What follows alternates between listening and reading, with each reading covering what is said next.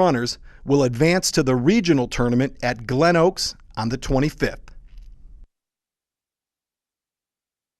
As Election Day draws near, we've heard our share of supporters and detractors concerning the upcoming Nordonia Schools facilities levy. We decided to speak directly to the people that it will affect the most, the students. Well, thanks for coming by. I know for a long time now we've been trying to get this facility levy passed here at Nordonia, and a lot of the adults, so to speak, have been the ones that have talked out about why you need new, improved facilities, and we thought today would be a good day to get the actual people that use these facilities to come in and talk about some of the detriments of the football area, the baseball area, etc. And I don't want to start with football because there's already the misconception that it's strictly a football levy. So Adam, I want to start with you on the baseball field. And first off, tell me some of the problems as a baseball player you face in the spring when the rain comes and so on. What exactly, how hard is it to play on that field right now? Well, the first thing is all the bases and especially home plate usually just gets swamped with water, and it's impossible. And before the game, sometimes as players, we'll be out there, we'll be trying to fix the fields for up to an hour before the game starts when we should be warming up or preparing for the game. And so that's obviously not a good way to prepare yourself. So that's one thing, and then that's just the rain. There's so many other things wrong with the field. Like now, is there an unlevel field? Is that something that's starting especially the outfield. Actually, there's a ditch going from second base all the way out to center field. When I played center field my sophomore year, that was actually pretty tough because you're always worried about stepping in it, diving in it, twisting an ankle or something like that. And then actually, I believe in left field is lower than the rest of the field. So if you're running back in left field to get a ball, you actually have to throw uphill just to get it back into the infield. And of course, also, just what you see with your own eyes, the dugouts, etc. All this needs. Yeah, all that needs to be updated. There's holes in the back of the walls of the dugout. All the benches are chipping and falling apart.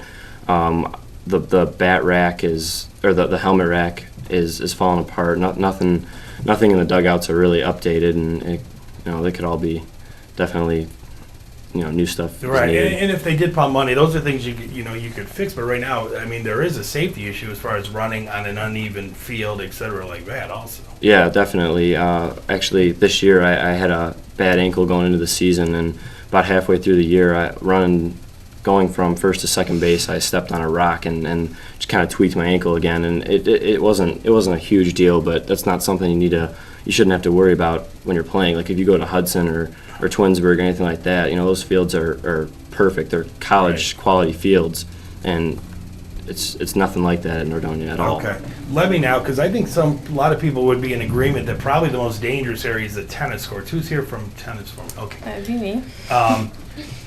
That's something that they brought out, that a lot of your home games have to be moved, correct? Don't you have to go to move to a visiting team because it's such a bad field right now as far as those tennis courts go? Tell me what the problems you run into with. With the tennis courts, we have terrible drainage, so the water actually will collect in puddles around where you play and stuff, and we have these rollers, but you can only roll so much water, without, if it's saturated, there's nothing you could do. But at Twinsburg, they have certain things for the drainage, and then we also have a lot of cracks on the courts, and our rule is play the cracks. But how fair is that when a ball comes and hits down and goes in a completely opposite direction? That's out of your control. But also, the fence is a big issue because we always have to leave the courts and go pick up the balls, because it's not that we're bad and we hit them over, but it's just they always roll under just because it's not a good fence. Manly, does that affect you when you go now to, let's say you go to Twinsburg or one of the places with a real nice course? Being that you've played all your home games or home matches on that kind of a court, do you find yourself compensating, naturally because you're used to playing on such a crappy court, or is it typical for you to go somewhere else that has a nice court as far as timing and everything else goes? Yeah, it's definitely interesting to see how you have to adjust to different courts and stuff. But I've said this before, but I'll say it again, that it's sad when you look forward to more away games than you do to home games, just because of the quality of the playing field and the court. And unfortunately, that's probably one of the more expensive things to fix also. Tennis courts are not cheap to do because of the asphalt and the high price of oil and so on. But it does definitely affect your play, correct? Right, and like last year, we were the division champions and stuff, and it's like when you have such a good team, you want a facility to reflect that. I agree. All right, let me move to Eric now. I'm going to go into soccer now because it just dawned on me today. Yes, you play on the football field, and we'll talk to John about football in a minute, but I'm just thinking, if I'm a soccer player and trying to kick a ball as accurate as I could be, if there's big clumps of, mud and dirt as the season wears on, the ball may shoot off how difficult is it for you to actually, play soccer on that field? Just playing on that field is hard enough as it is just because of how bad the playing surface is. I mean, with all the lumps of grass and everything that there is in the field not being completely grass, it makes controlling the ball so much harder. But even when we go to opposing teams' fields, they have wider fields. Our field is almost 20-25 yards skinnier than it should be for a soccer field.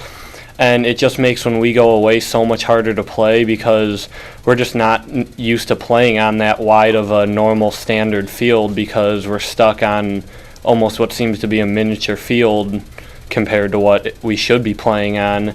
And then when we practice, I mean, it's just, we got to practice in the outfield of a baseball field, so that's just as small too.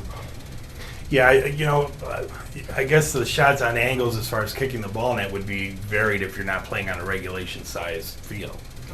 Yeah, I mean, because your field awareness is completely changed because the dimensions of everything is completely different, and you need to get used to your surroundings again. It's like stepping into a whole new game when you step onto a field that's so much wider than what you're used to playing on. And how much different is it, for example, to play on that natural turf type? I mean, does the ball move differently? Is it a lot faster? Is it hard to make that adjustment? When you play on a turf field, there's a lot of games the ball's going to move so much faster and the speed of the game changes to such more of a high level, and you just get so much more of a natural feel when you're on turf than when you're on a field as ours is. I mean, it's such an advantage for the home teams that normally play on that compared to what we have to play on in such a small and slow environment.